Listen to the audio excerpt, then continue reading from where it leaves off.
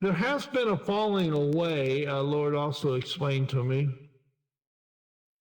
which is a sign of the last days. And it's just not a falling away of people from the church per se, because some churches are getting bigger, and I won't go into detail, but that doesn't mean they're all of God.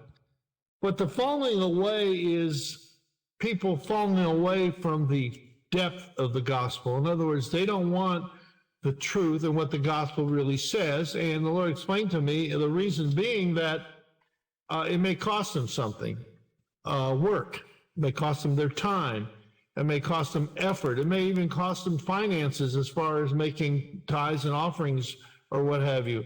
And a lot of them don't want that. See, they want an easy gospel, a cheap gospel, if you will. So that falling away really is, Lord saying, is already happening, and it's people falling away from the depth of the gospel, the truth. That's why, even though it's few people here, I thank you for coming, because you're the serious few that really want what God is giving today.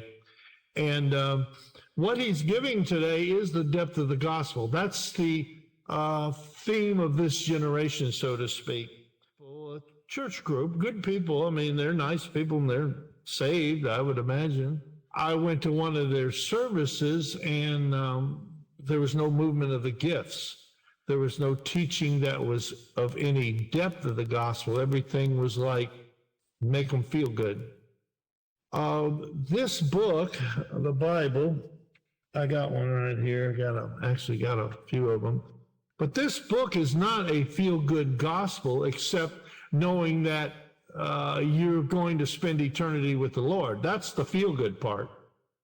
The rest of it is all working for the kingdom and being persecuted while you're working for the kingdom and so forth. In fact, everyone you find in this book that we would call a father of the faith, the apostles, Apostle Paul, even Jesus himself, were persecuted. They had a hard road to go.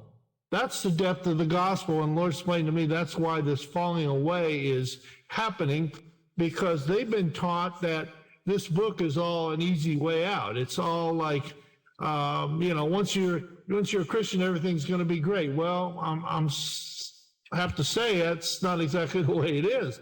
Once you're a Christian and you don't do anything for God, well, then the devil's not going to bother you. So, you could think, well, that's good, great.